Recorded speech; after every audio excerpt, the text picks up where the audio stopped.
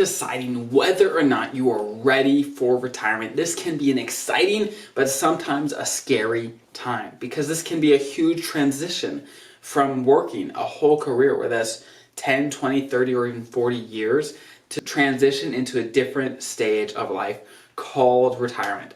But the question that I get all the time from people coming into my office is, can I retire? And this is a question that we all really want to know, is when can I retire and how much is it going to take? How much money do I need? All these questions kind of wrapped into the question of, can I retire now? So when I start helping people think about the things they need to think about when it comes to retirement and if they are ready, the first thing that we generally start with is their fixed income.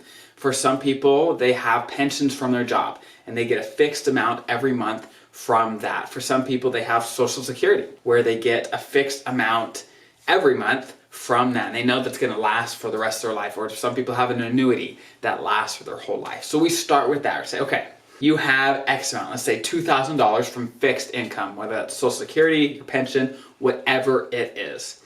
And then the next question is, what kind of lifestyle do you want to live in retirement? And what kind of money, what amount every month is going to make that lifestyle possible for you? And that's the $1 million question, really. It is often much easier to figure out what the best options are to make more money, to save more money, but it comes to deciding what you want. That is a much more complicated and harder decision to make. What kind of lifestyle, right? Do you want to travel the world? Do you want to sit home and read books? Do you want to be active? Do you want to rock climb and do sports? What is it? Do you want to visit your kids, your grandkids?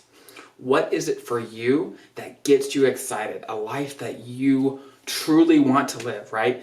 And then the next hardest part is, once you nail that down, once you know exactly what kind of life you want, what dollar amount every month will make that possible? So now that you know the fixed amount of income that you can count on every month and the amount of income you'll need to create the lifestyle that you truly want, now it's a matter of how do we bridge that gap between those two numbers.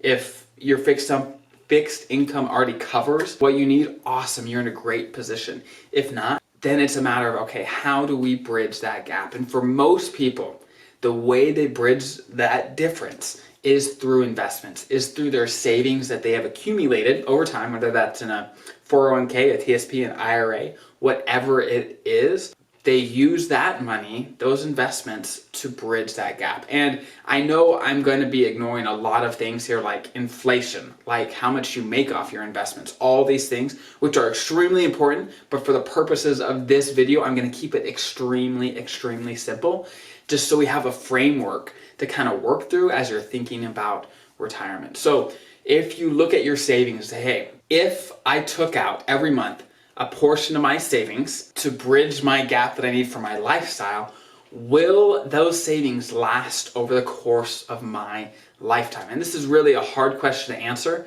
but you could often kind of get an idea if you start doing some simple math, like, hey, will this last? If it's invested in a certain way, will this last? And you could go online and find some calculators, right, of your investment returns and try to get good guesses of how long your investments will last, pulling out certain amounts every month.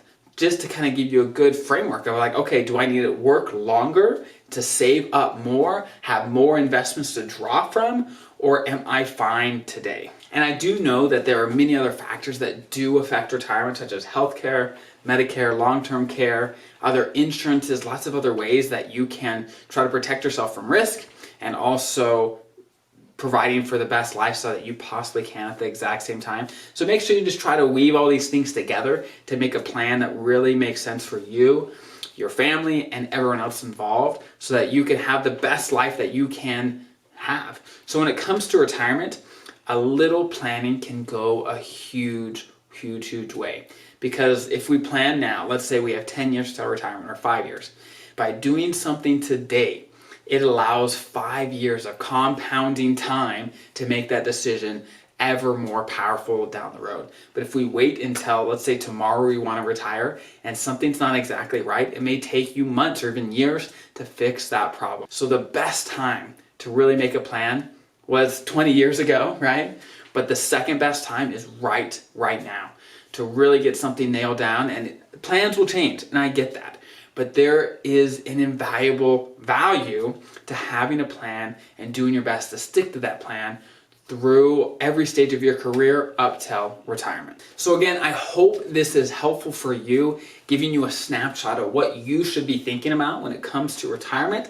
And hopefully you feel just a little more prepared to think about the subject and to plan for your future. And if you have any questions, comments, please put it in the comments below. And I hope this is helpful again, and I will see you next week.